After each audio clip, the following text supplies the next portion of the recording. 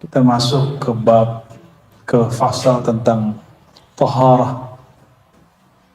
Bagaimana cara membersihkan akal. Jadi kalau taharah dalam ilmu fikih membersihkan badan dari hadas kecil, hadas besar. Dalam tasawuf yang dibersihkan bukan hadas, ya, bukan hadas najis, ya, tapi sesuatu yang mengotori akal, mengotori pikiran, mengotori kolbu dan ruh. Ini yang mau kita baca. Mari kita kirimkan suratul Fatihah untuk ruhaniyah Sayyidina Muhammad SAW dan pengarang kitab ini dan guru-guru yang mengajarkan saya Thariqat Sanmaniyah dan juga para awliya, para qutbul aqtab, para abdal, para ghaus dan jami' ibadihi salihin. Al-Fatihah.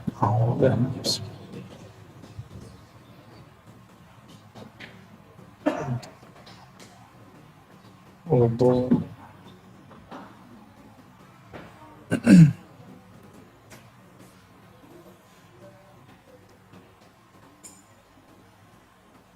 Dustur ya Sayyidi Rasulullah. Fataharatul aqli mimma bi'adami wukufihi inda qawnin minal akwan. Jadi kemarin kita bahas, ya, tasfiyah takhliyah. Maka tasfiyah takhliyah pembersihan itu ada pada akal, fikiran, kolbu, ruh, sir, hawas zahir. Maka sekarang beliau detailkan akal ini mesti dibersihkan dengan apa? Bi'admi, dengan tidak wukufihi, berhenti, inda qaunin minal akwan, berhenti memandang alam. Alhamdulillah kami seminggu ini naik gunung, ya, naik gunung gede. Sebelumnya Gunung Karang, dan itu unik-unik, ya. Cuma nggak ngajak Biasfi lagi di kampung, ya. Kalau nggak kita ajak tuh, kita seksa Biasfi di atas, ya. biar jalan tuh, biar pegel-pegel kakinya tuh. Hampir nggak bisa jalan tuh, daftar tuh. Kebanyakan orang baru merasakan tafakkur, tadabbur. Sebenarnya mereka salah sebut, ayo tadabbur alam. Rata-rata masih begitu. Padahal yang benar tafakkur alam, ya. Kebanyakan orang bertafakur kepada alam itu ke gunung, padahal alam itu dirinya sendiri. Diri kita ini alam, benar nggak? Apapun kejadian di alam, termasuk pada diri, itu akal nggak boleh mentok di situ. Itu maksudnya al-aqlu bi'admi wuqufihi, pembersihan akal, toharohnya akal, wudunya akal. Dengan cara apa? Si akal ini tidak mentok ketika terjadi suatu masalah. Dia tidak terhenti, dia tidak terganggu dengan adanya masalah. Sering terganggu nggak kalau ada masalah? Sering. Berarti akalnya belum bersih. Akalnya belum bersih. Harus dibersihkan.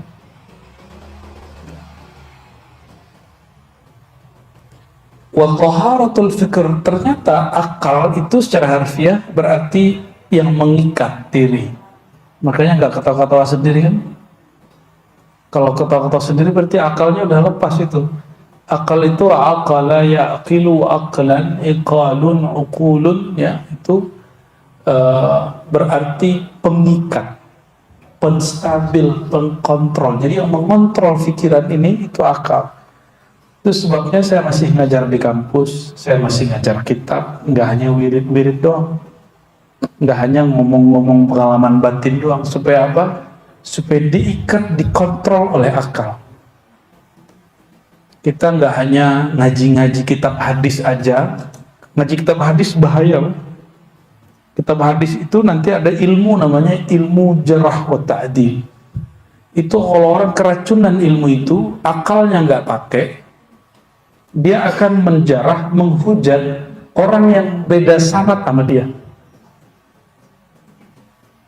beda silsilah sama dia. Maka antum perlu tahu kenapa ada seorang guru yang saya tinggalkan, karena dia mengatakan guru yang saya lain dajjal dan kazzab. Si fulan dajjal, fulan dajjal. Dan itu bukan 1, 2, 3 orang, sulit dihitung.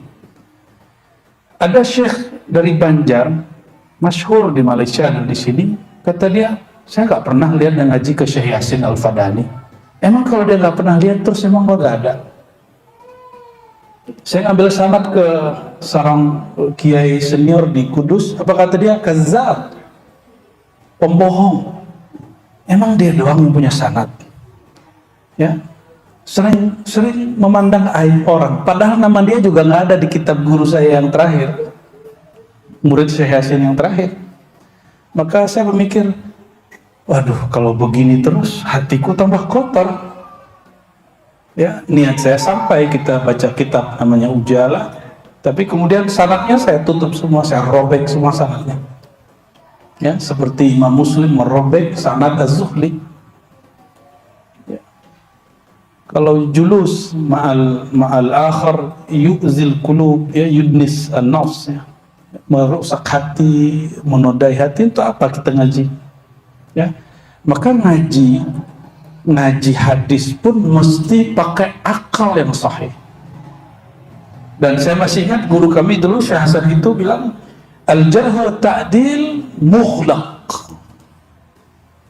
ilmun mughlaq, fannun mughlaq.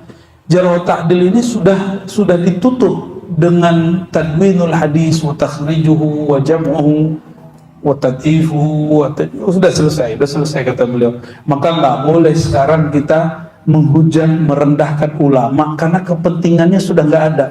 Dulu merendahkan, mengkritisi, mengatakan pembohong, ulama ini hafalannya ngelantur, itu keperluan darurat, ngecek hadis ini sahih atau tidak sahih. Saya masih ingat guru kami yang mengajarkan hadis yang lama, yang di Ma'had dulu, saya nggak usah sebut juga namanya. Itu beliau ketika beda pandangan dengan Prof. Quraisy Shihab dan juga beda pandangan dengan Said Agil Munawar, Said Agil Siraj, itu ke kami gak nyebut nama, gak nyebutin masalahnya, dan gak menghujat, cuma nyebut saya gak sepaham, gitu aja. Oh, berarti beliau faham adab ini. Jadi hati-hati ya.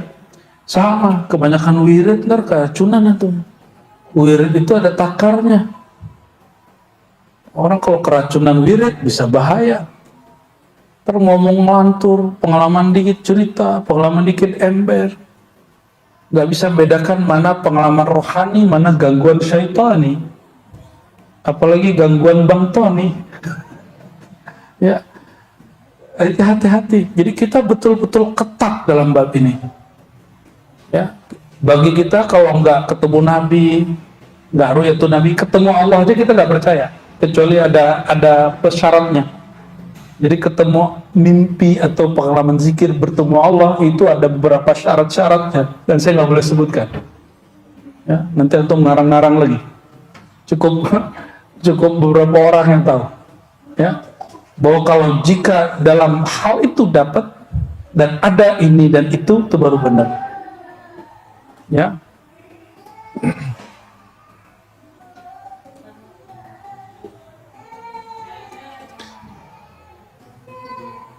wa taharatul fikr alla yamur.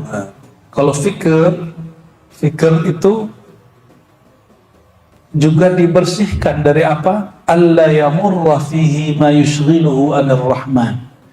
La yamur, tidak lewat padanya, pada fikiran, ma yushghiluhu, yang menyibukkannya dari Allah yang Maha Rahman. Itu fikir. Jadi jangan sampai kepikiran Allah itu nggak sayang, itu maksudnya. Maka apapun yang terjadi, lihat ada hikmahnya, itu kerjaan fikiran.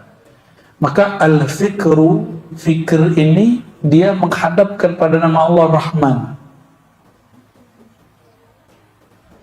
Pikiran kita dia menghadap kepada nama Allah Rahman, maka si fikir ini dia kalau bekerja dengan baik, dia akan melihat segala sesuatu ada hikmahnya. Itu kerjaannya, ya. Wa idza kunta fil wuqufil ma'mur maqhuran utita bi mujahadatika kamalan wa ujura, ya. Dan apabila engkau dalam berusaha berhenti itu, ya, fil wuquf, dalam wukuf berhenti pada bab itu, ma'al ma'mur, padahal ada diperintahkan, makhura, merasa dipaksa. Jadi kalau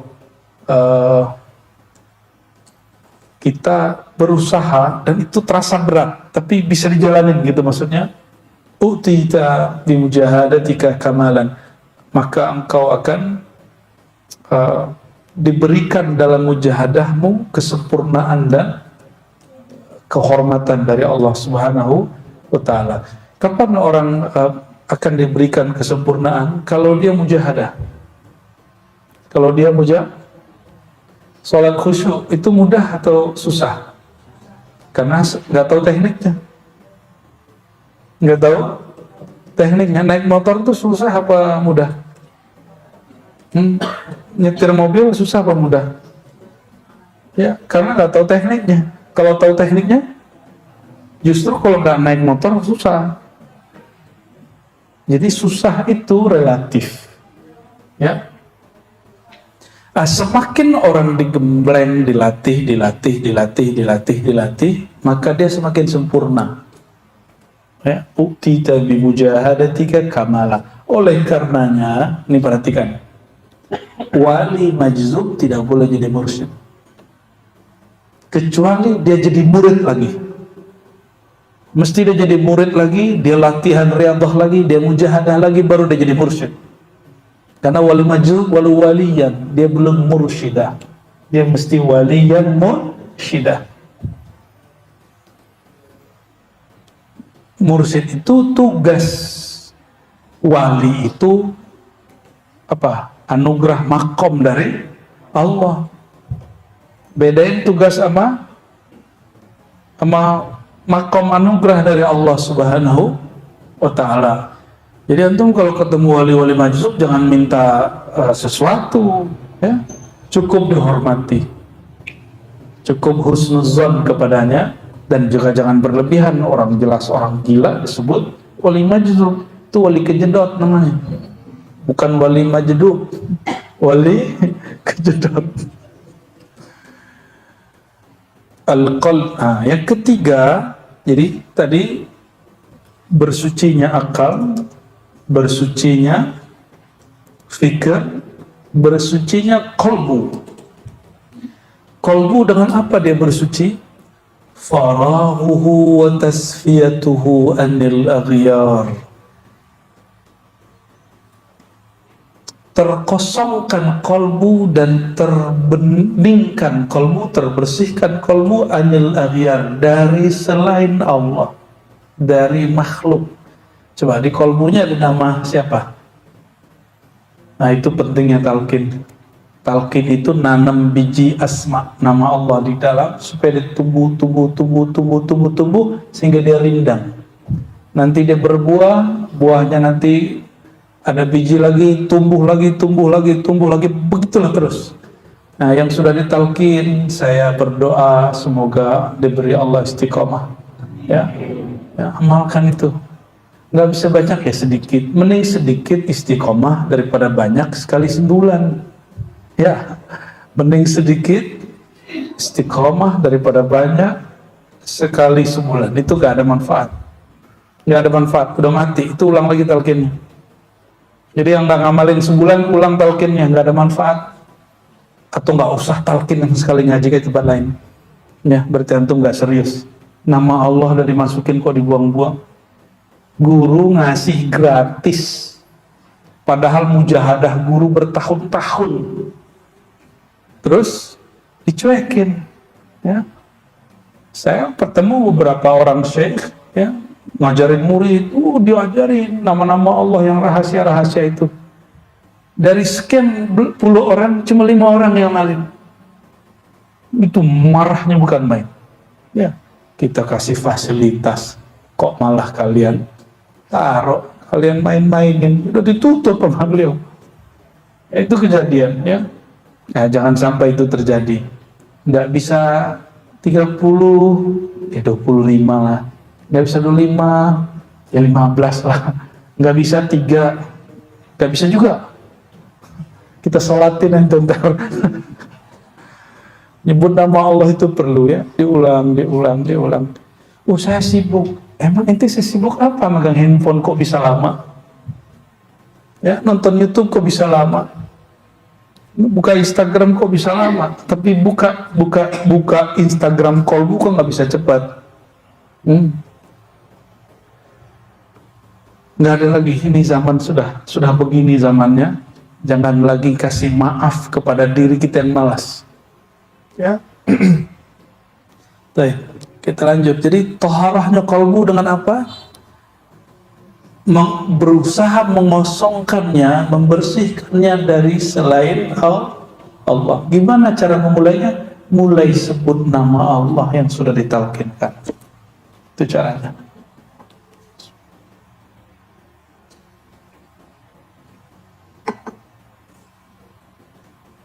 Dan nanti rasakan, kalau kolbu sudah penuh dengan nama Allah, makmur dengan nama Allah, baru dia berhak disebut Baitullah. Kalau enggak, dia Baitul Syaitan. Dan kolbul mukmin Baitullah. Kolbu orang beriman rumah Allah, Baitullah, tempat mengingat Allah. Itu terjemahan maknawinya. Karena isinya makmur dalam nama Allah, jika ada suara yang keluar dari kolbu, pasti suaranya Allah.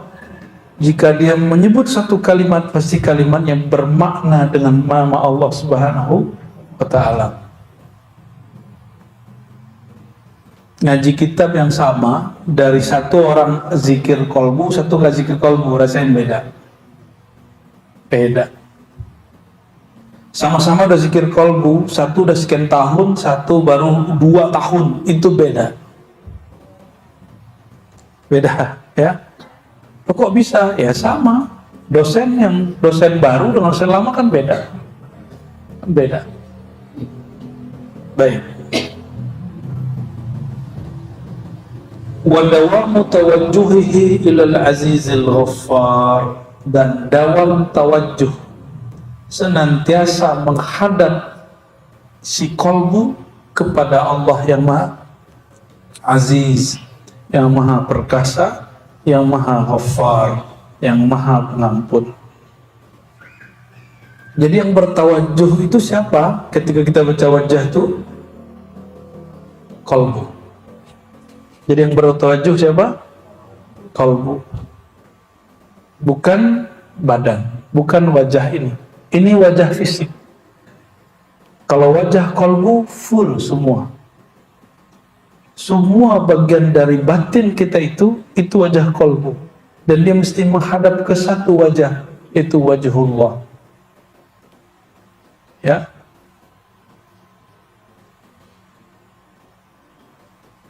Maka kalau ditanya, kapan Allah sebut nama kita? Saat kita sebut nama Allah. Pertanyaannya, duluan mana yang nyebut?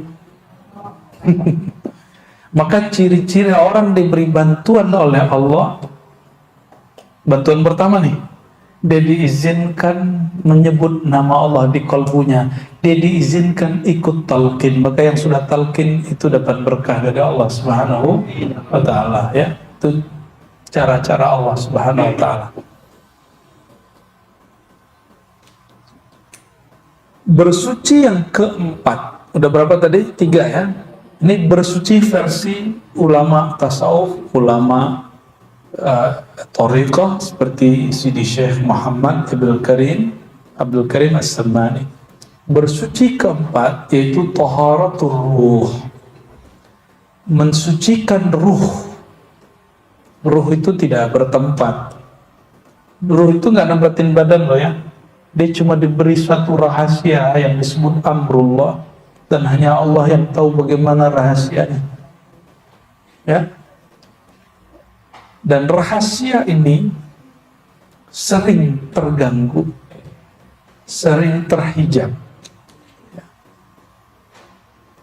Taharatul ruh adamul wukuf ma'al faid wal futur. Kalau zikir membayang-bayangkan mengalami suatu kasyaf, ingin dapat kemudian energi dari mana gitu ya, itu disebut al faid wal futur. Jadi kalau zikir pengen dapat kekuatan ini kekuatan itu, apalagi zikir niatnya untuk duniawi, itu hijab yang paling berat.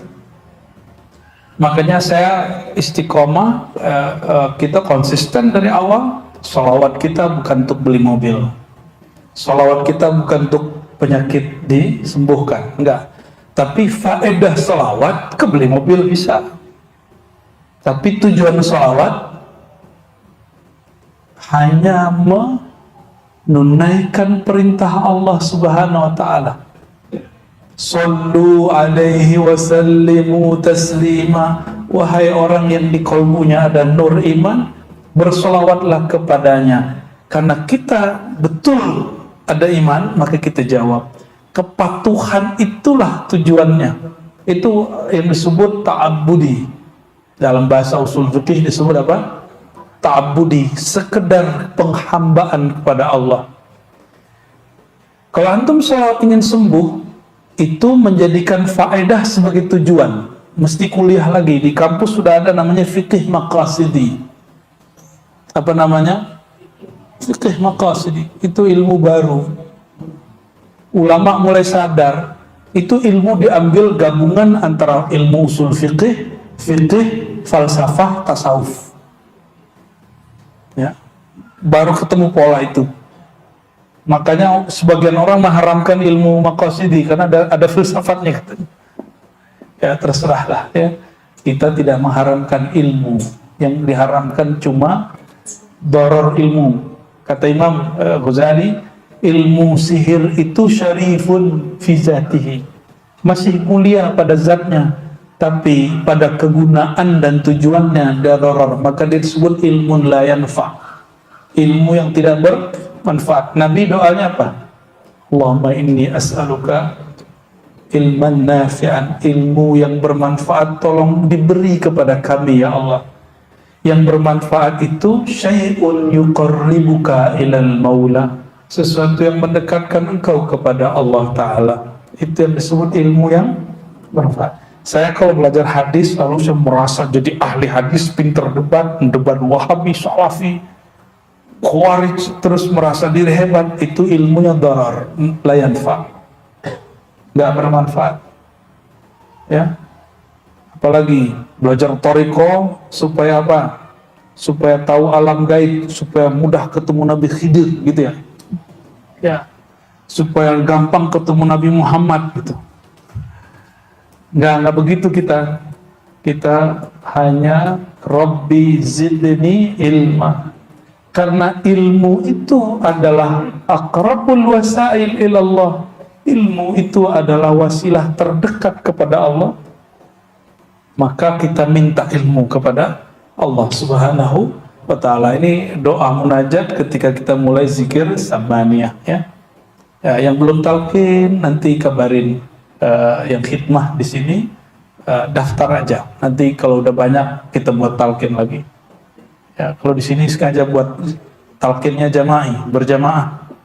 Ya, insya Allah. Gimana talqin kemarin? Seru nggak? Yang sudah ikut seru? Nggak ikut? Ya nggak ikut. Yang seru lah. Yang nggak ikut ya salam lah. Alhamdulillah, nikmat sekali ya. Nyebut nama Allah itu nikmat. Dan yang tidak merasakan getaran, tapi dia menyesali, ada apa dengan diriku, orang menangis, itu dia dapat juga itu. Dia dapat namanya muhasabah. Dia dapat apa? Dan muhasabah itu adalah isti'dan talqin. Berarti dia itu baru persiapan talqin untuk ke depan. Lumayan lah. Oke, kita lanjut. Taharatur ruh. Bersuci pada ruh adalah tidak bertujuan tidak berhenti pada anugerah-anugerah batin, penglihatan-penglihatan kasyaf, ya, energi-energi batin, warna-warna cakra, aura, latifah. Tak, kita nggak bertujuan itu. Oh, di kolbu, latifah kolbu ada warna cahayanya begini, itu udah nyimpang. Boleh diketahui tapi bukan untuk dijadikan tujuan. Ya.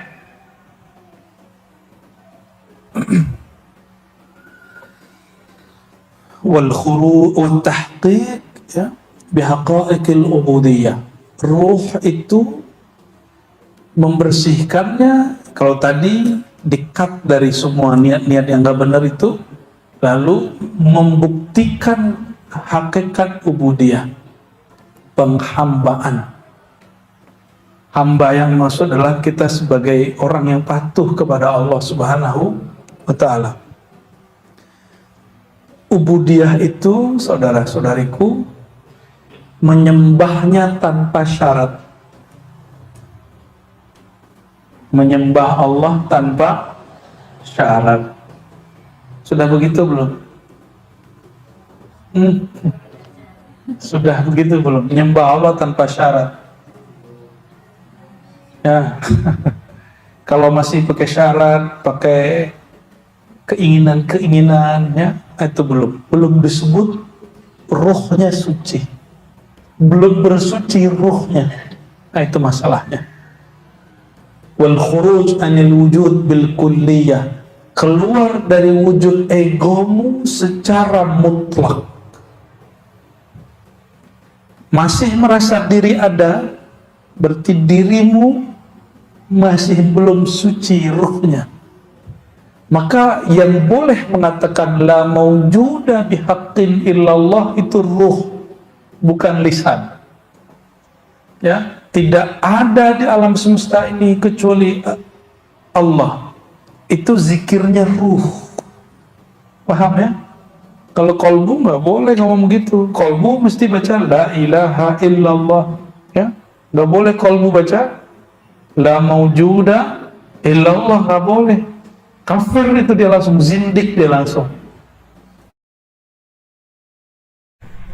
Ini ada yang maujuda illallah, tapi kalau ditambah boleh la maujuda bihaqqin, baru boleh pakai lisan. Tidak ada yang wujud pada hakikatnya dengan zatnya kecuali Allah, baru boleh. Tipis-tipis ya, tipis-tipis. Ini perhatikan, ini tipis-tipis. Inilah yang disebut Imam Ghazali zikir muhaqqiqin atau ibadah ahli hakikat. Ibadah ahli hakikat itu dia tiada lagi merasa ada, bahkan kata ada itu tidak ada lagi pada dia. Ya, itu yang disebut zikir ar-ruh. Zikir ar-ruh. Nanti sebagian ulama menjelaskannya dengan kata musyahadah dan lain sebagainya. Inilah yang disebut dalam kalimat-kalimat para ulama terdahulu, wujuduka dzanbun, engkau merasa dirimu ada, itu dzanbun, dosa. Coba diulang, wujuduka dzanbun, engkau merasa dirimu ada, merasa diri kita ahli sholat di hadapan Allah, itu dosa. Oleh karenanya dalam hadis Baihaqi yang sering saya bacakan, di padang mahsyar nanti sampai di fase mizan, ditimbanglah amalan seseorang yang beribadah 500 tahun gak pernah maksiat. 500 tahun gak pernah maksiat. Menurut dia. Menurut dia. Setelah ditimbang banyak sekali. Tapi Allah berkalam kepada malaikat, adkhilhul jannah birahmati, masukkan dia ke dalam surga dengan kasih sayang aku. Nih kalamnya, bukan dengan amalnya. Terus gimana dengan ayat jazaan bima kanu ya'malun? Mereka masuk surga balasan terhadap apa yang mereka amalkan. Orang awam memahami amal itu amal zahir. Mereka lupa ada namanya amal ruh. Amal ruh itu adalah ikhraj anil wujud, menghabiskan wujud diri, tidak lagi menganggap diri kita ini ada di hadapan Allah. Contoh ya, antum baca Quran, betul? Dapat pahala banyak dong, betul ya? Coba baca Quran pakai mata. Mata siapa kasih? Serius. Suaranya bagus? Siapa yang kasih? Lidahnya bisa baca? Nah, siapa yang kasih? Semua fasilitas dari Allah. Ini statusnya apa sebenarnya ini? Allah, kita kalau mau beli apa aja kan beli, kalau nggak kredit. Ini statusnya apa nih? Kan nggak ada yang gratis, nggak ada makan siang gratis kecuali Prabowo kan. Alhamdulillah kalau iya, kita tunggu ya, kita doain ke apa yang dia janjikan terwujud. Amin ya Rabbal. Jangan ejek dulu, siapa tahu benar. Cuma kalimat tiada makan siang gratis, coba dipakaikan ke dalam diri kita. Apa ini gratis? Apa ini gratis? Coba yang sudah punya sakit mata, ya matanya rabun kayak apa kayak, kalau di laser berapa kenanya? Itu kacamata berapa tuh harganya? Lumayan kan? Ya, satu laser lumayan itu. Kacamata sekarang mulai dari harga 50 sampai 50 juta ada yang lebih lagi. Mahal sekali. Tapi kita kan ngerasa ini milik kita. Ternyata ini bukan milik kita. Coba, ini yang bikin orang tua atau orang tua ngapain? Coba tanya sama yang sudah punya anak. Emang pernah bikinin mata anak? Ukir dulu gitu. Pernah nggak begitu? Nggak pernah toh. Berarti orang tua hanya asbab wujud, bukan musabbibul wujud. Asbab wujud, tapi bukan yang menciptakan asbab wujud itu. Oleh karenanya, tubuh ini, badan ini, batin ini, fasilitas dari Allah, nggak ada yang gratis. Yang Allah minta, nggak apa-apa juga. Allah nggak minta apa-apa kok. Allah nggak minta dibalas. Allah hanya minta satu, ubudiyah, patuh. Kepatuhan itu pun bukan untuk dia, tapi hanya untuk kita. Ya, oke.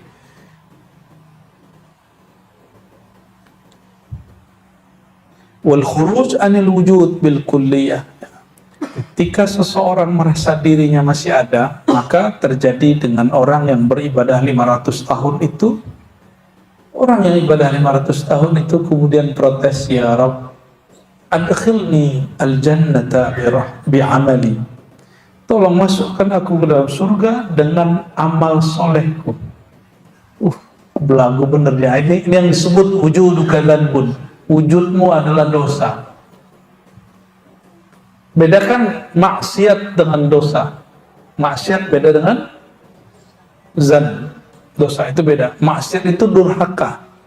Kalau zanbun, salah adab, ya, lalai, ghaflah, itu sudah zanbun. Lalu apa kata Allah? Oke, kalau gitu lebaran. Jadi dia kan naik banding tuh. Naik banding kan dia tuh. Dia pengen fasilitas yang lebih besar. Itu orang kurang bersyukur ternyata ya. Maka Allah mengatakan kita buka pengadilan baru. Kata Allah kepada malaikat, hadis Baihaqi, hadisnya Hasan, ambil satu matanya, jangan dua-duanya. Ambil satu matanya, timbang. Ditimbang satu mata, dengan 500 tahun dia beribadah. Apa yang terjadi? Matanya sama beratnya dengan semua amalnya. Baru satu mata. Lalu Allah mengatakan, wahai malaikat, ambil satu lagi. Di situ dia kemudian sujud. Ya Rabb, adkhilnil jannah birahmatik.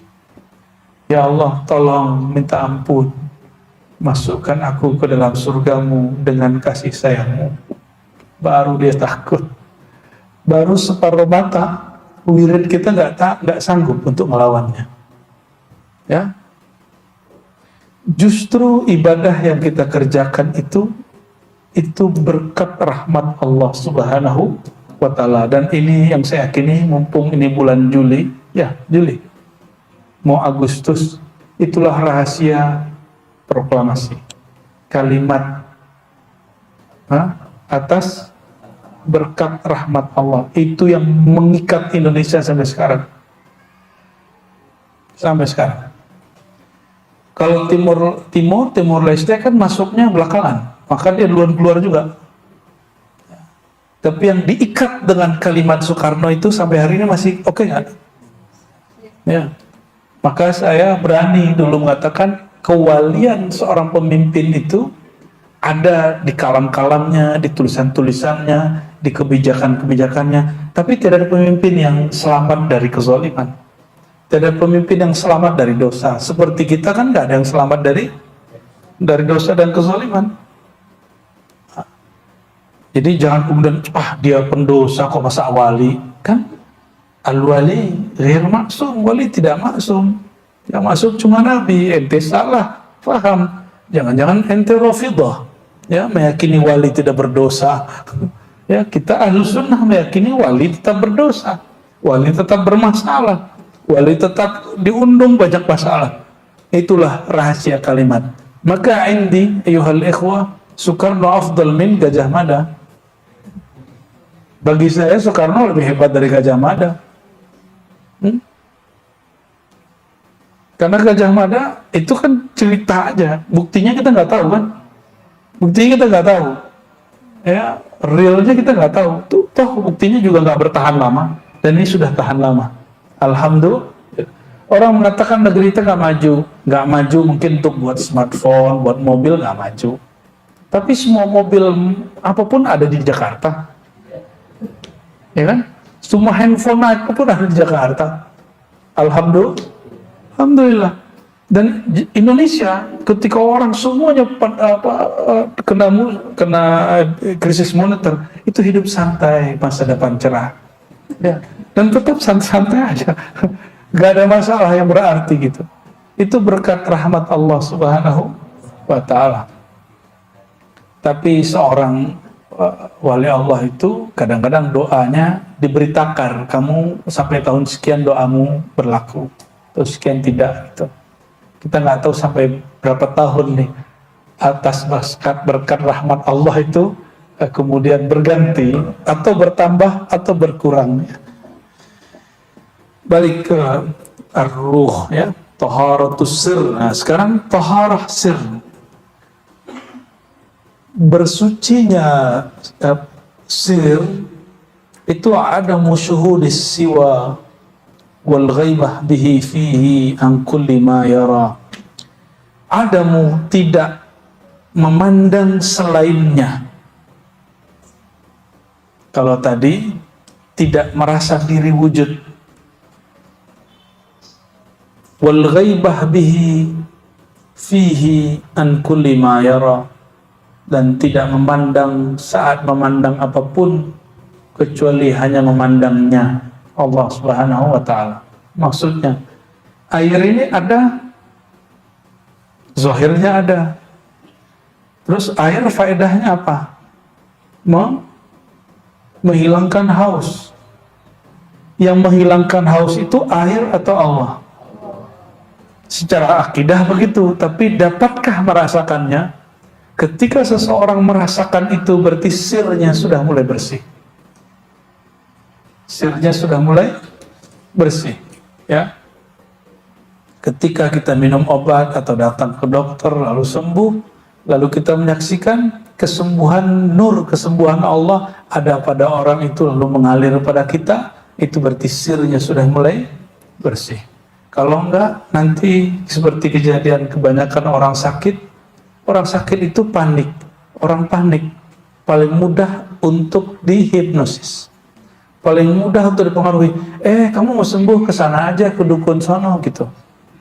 Makanya orang sakit gampang sekali datang ke dukun, karena dia sudah gak tahan sama sakitnya. Gak mau terjebak di situ, Coba kalau sakit, terima sakitnya. Katakan raditu billah, ya Allah, jika ini kehendak-Mu, Engkau mengatakan tiadalah kehendak Engkau kecuali, tiadalah kehendak kalian yang manusia kecuali tunduk pada kehendak-Ku. Maka bantulah aku ya Allah menundukkan kehendak-Ku pada kehendak-Mu. Izinkan aku ya Allah untuk menerima kehendak-Mu untuk sakit. Nanti hilang sakitnya. Secara batin, secara zahir perlu diobati.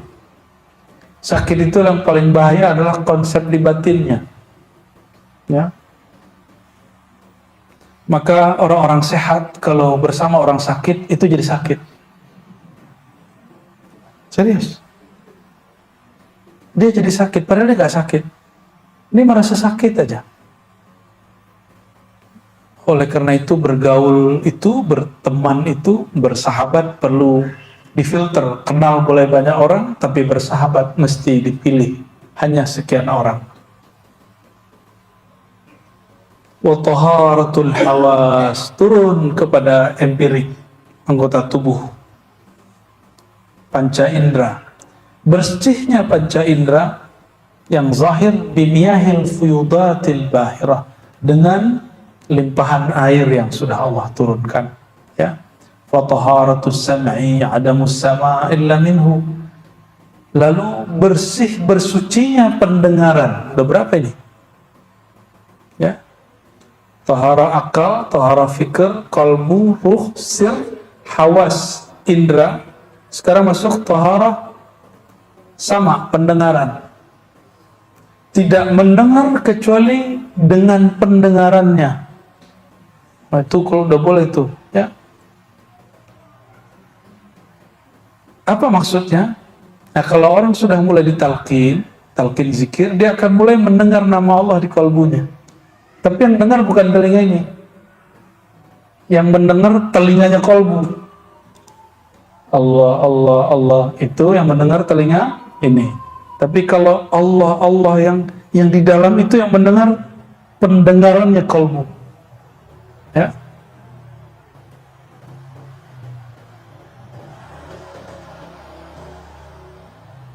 Taharatul ain adamu syuhudu ghairil ain fi kulli ain wa bain wa hasan wa syain. Nah, ini bahasanya canggih ini.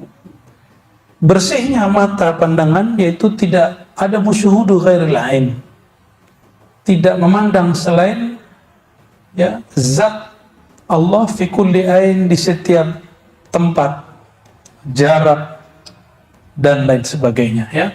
Wa taharatus syum, ya, apa, penciuman, fistinsyaq nasimil hima waqad tamma, ketika kita kemudian menghirup air untuk membersihkannya lalu kita keluarkan, itu secara fikih.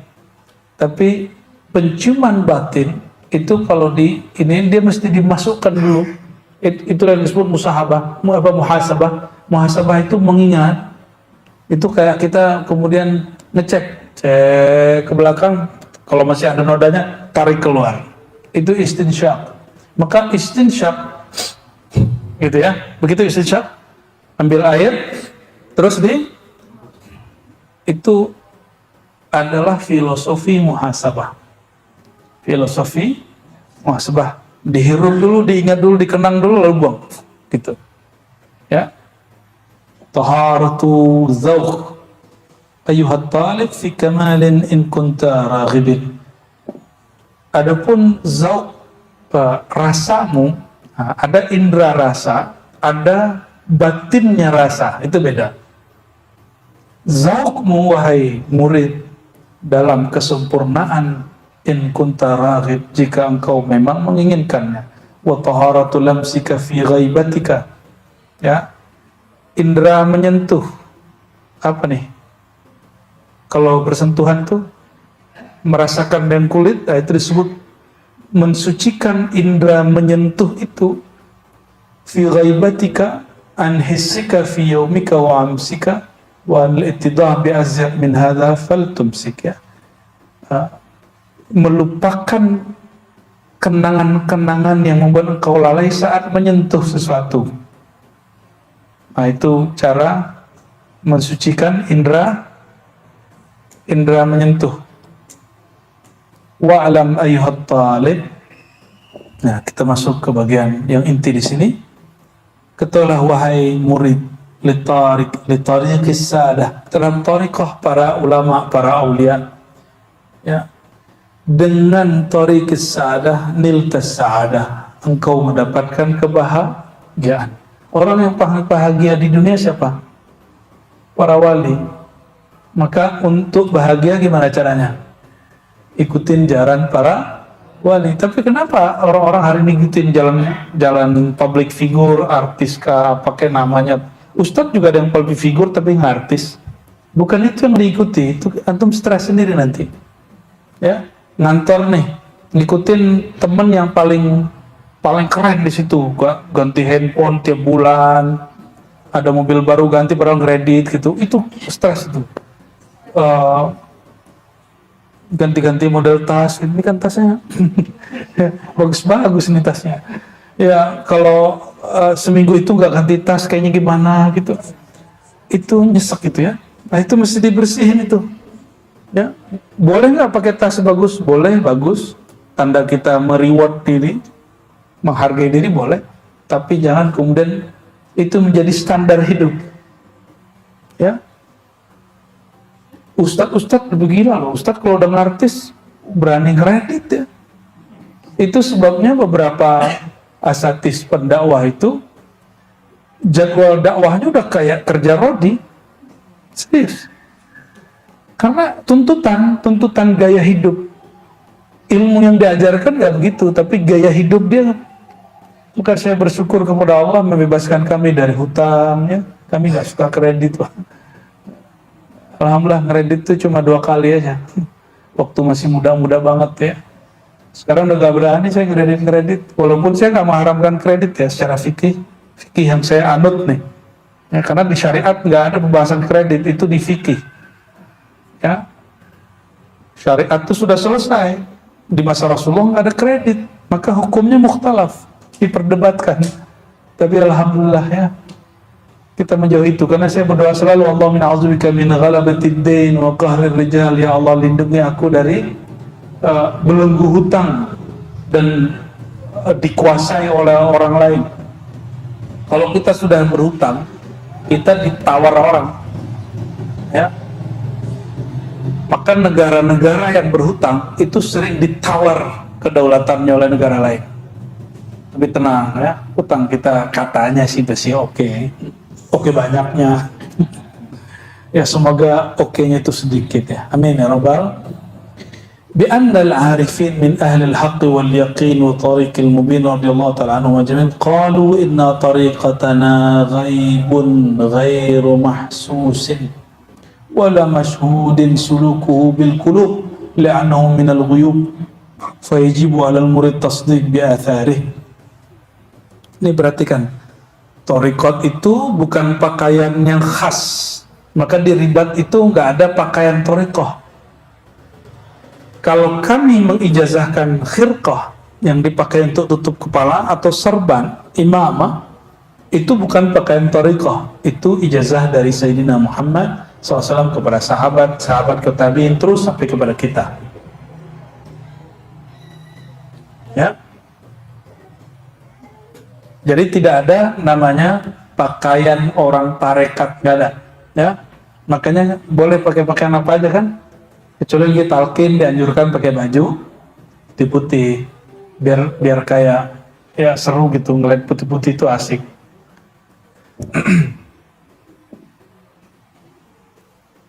Apa kata beliau? Tariqatana ghaibun ghairu mahsus. Tarikat kita itu sifatnya tidak tampak secara fisik. Jadi tarikat kita bukan tren, bukan gaya serban yang khas. Boleh nggak satu tarikat punya khas serbannya? Boleh. Saya ketemu ya, beberapa hari ini, 3 hari ini kemarin ya, saya ketemu setiap hari mursyid. Jadi sehari bisa ketemu mursyid 10 orang. Alhamdulillah. Mursyid. Baru hari ini nih ketemu yang bukan mursyid ini. mursyid aja yang ketemu. Alhamdulillah, itu nikmat sekali silaturahim kepada beliau-beliau ahli zikir itu.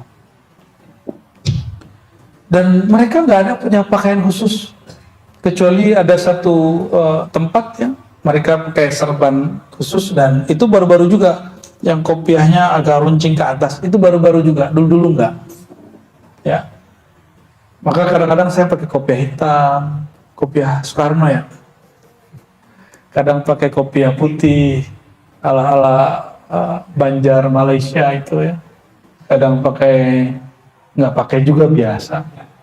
Emang kalau kopiah dicopot, ilmunya copot nggak? Ya, saya tes dulu deh. Masih bisa baca, masih bisa baca, kita copot ya. Jadi nggak ngaruh. Namun karena menghargai majelis, karena saya melihat, mohon maaf, saya melihat banyak orang ngomong marifat di sosial media, tapi dia baju kaos. Ya, kayaknya kurang enak gitu dilihat. Ya, kecuali ente wali Muhammadiyah ya. Dulunya pasti pakai kopiah, masih ada ya kan, jejak digital kan bisa dicek. Kok tiba-tiba pakai topi koboi, jadi aneh. Pengen aneh-aneh gitu.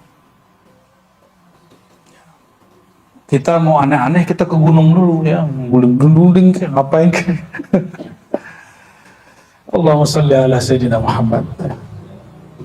Wala masyhud sulukuhu, suluknya thariqat ahli tasawuf itu tidak disaksikan oleh kasat mata, tapi bil qulub, hanya ya, wala masyhud sulukuhu, bahkan ya, bukan begini, ini titiknya salah nih, saya ulangi, ini ngasih titiknya nggak pas. Inna thariqatana ghaibun wa mahsus wala masyhud, titiknya di sini kalau yang punya kitab. Thariqat kita gaib, tidak terlihat secara empirik dan tidak disaksikan secara zahir. Titik di situ, sulukuhu bil qulub, karena suluknya, latihannya dengan hati. Maka ciri orang thariqah itu bukan juga kepalanya nunduk-nunduk gitu, bukan, nggak mesti kok. Boleh badannya begini aja ya. Saya dulu kalau zikir memang kepala saya miring, karena ada kitab yang nganjurin begitu, kepala miring ke kiri gitu ya. Tapi malah sakit di sini, apalagi kita sudah mulai ada kolesterol dikit kan. Ternyata ketemu guru-guru, banyak guru masyayikh, cara duduknya unik. Ada duduk yang betul-betul stabil punggungnya dan nggak sakit, dan itu bisa bertahan lama. Yang nggak tahan lama cuma dengkulnya. Ya, itu ada semua tuh.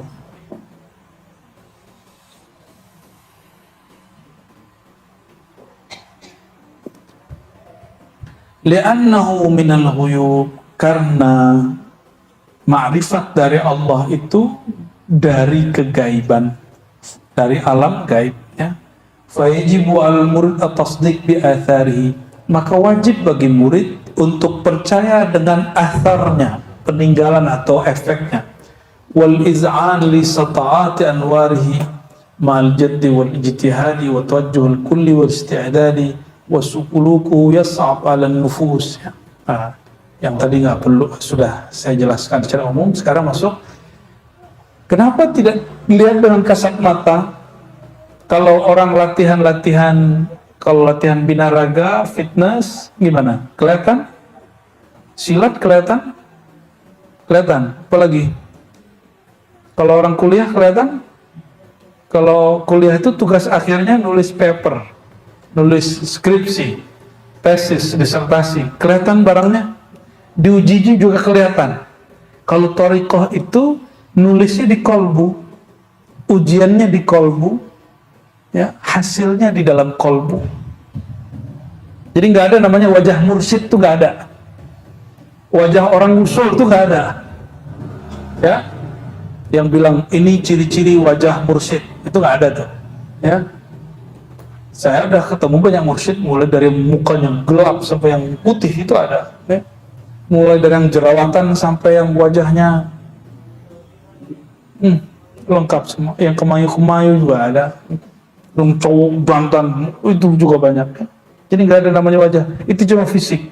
Ilmu ini bukan ilmu zahir. Ini ilmu batin yang syar'i tentunya ya. Tapi kata beliau, sulukuhu yas'ab al-nufus. Ini jangan salah paham. Menempuh jalan tarekat itu hanya dirasakan berat pada nafsu, jiwa, bukan pada kalbu.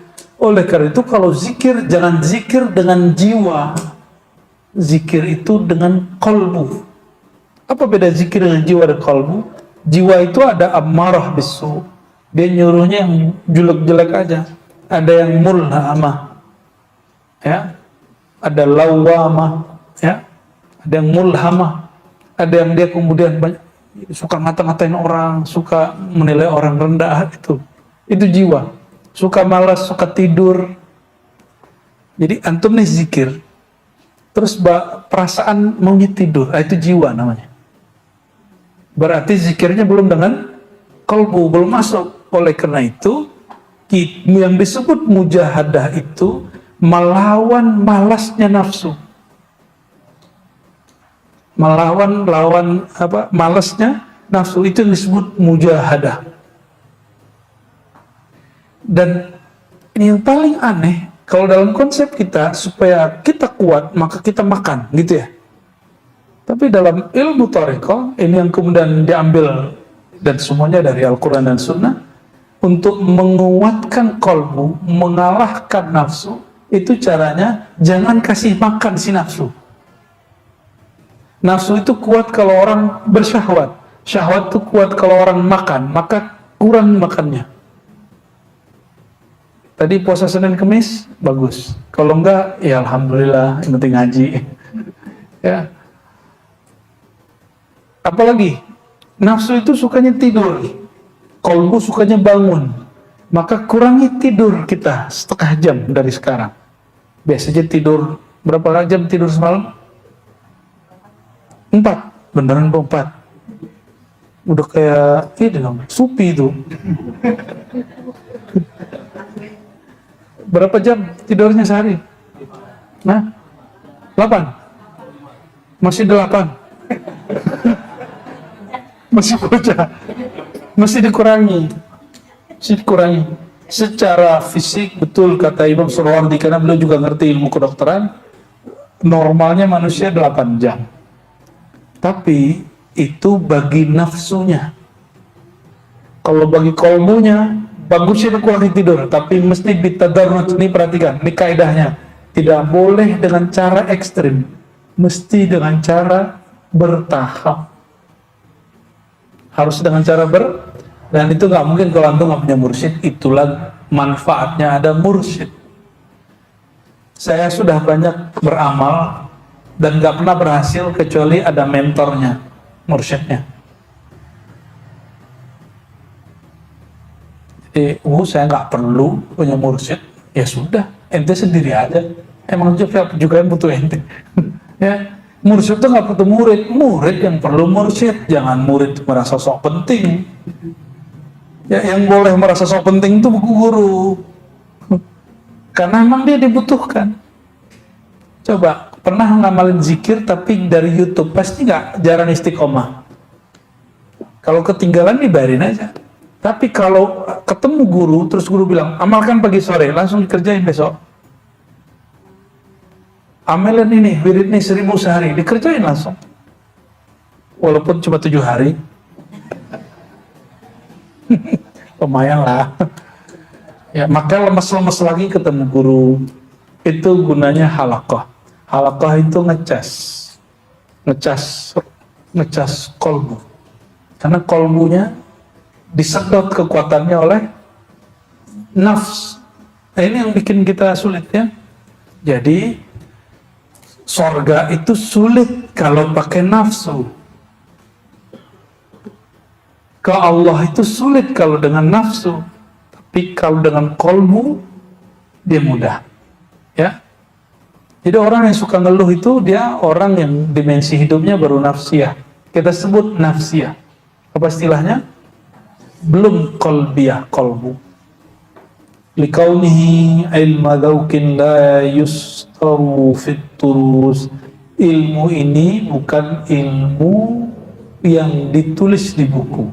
Nah, maka dulu di UIN itu waktu ada Fakultas Usuluddin membuat jurusan tasawuf, itu dosen-dosennya debat.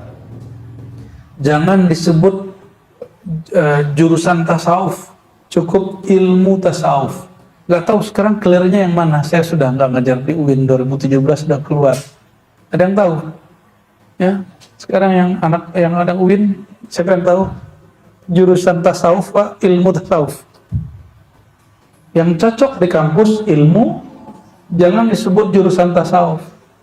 Karena ilmu tasawuf bukan ilmu yang diskusikan di PowerPoint, bukan yang tertulis di kitab. Jadi untuk apa kita ngaji kitab? Ngaji kitab itu menambah semacam keilmuan supaya tasawur deskripsinya tentang tasawuf itu pas. Nah, nanti dikerjain, diamalin gitu ya. Maka mengajar pakai kitab pun mesti dengan zauq qalbu. Itu yang saya sebut tadi. Kitab yang sama, tapi guru yang pertama zikir 10 tahun, zikir yang guru yang kedua zikir 20 tahun. Beda nggak efeknya? Beda. Kenapa bisa berbeda? Karena zauq dia yang berbeda. Ya, apa yang berbeda? Zauq dia yang berbeda. Apa arti zauq? Rasa dia bertuhan. Rasa dia bertuhan. Ini habis sunat nih. Wah, selamat ya. Mulai gede berarti itu ya. Nah, ini kaedahnya. Hazal ilmu tasawuf ini ghair mastur fit turus. Ada kalimat di sini, la yustaru fit turus. Tidaklah ilmu yang ditulis dicetak di kitab. Jadi waktu saya dengar ada seseorang merendahkan Imam Al-Jili, pengarang kitab Al-Insan Al-Kamil, apa kata dia? Itu buku kan buku bacaan saya waktu remaja tuh, katanya. Gaya bener dia ya. Emang ente faham waktu remaja baca kitab itu? Saya waktu remaja 2005 baca kitab Insan Kamil 5 kali baru faham, padahal saya sudah suluk berkali-kali. Dia katanya nggak ngaku bertorikoh juga. Mungkin yang dia maksud tahu bahasa Arabnya. Kalau bahasa Arab teks Insan Kamil sama dengan kitab bahasa Arab biasa. Yang berbeda itu makna yang ada di dalamnya. Ya.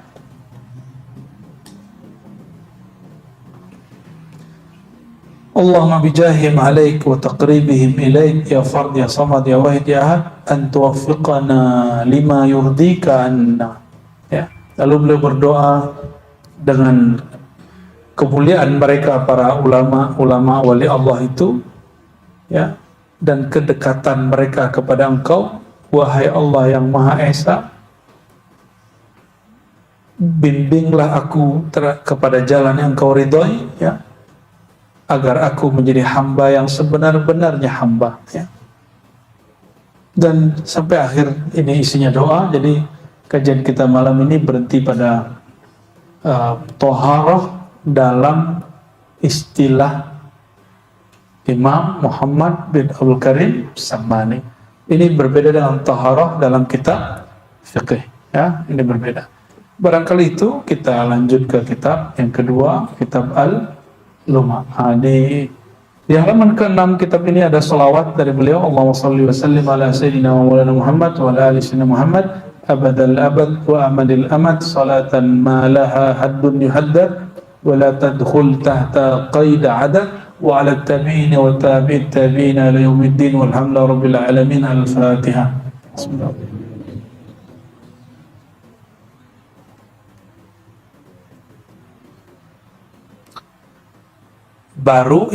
Kemarin itu baru mukaddimah ya. Nah, insya Allah bulan depan kita akan masuk insya Allah fasal pertama, yaitu makom pertama dalam kewalian. yaitu makom taubah. Jangan sembarangan. Taubat itu awal makom kewalian. Awal makom dalam ilmu tasawuf dimulai di situ. Insya Allah bulan depan jika tidak ada halangan kita membahas itu. Insya Allah.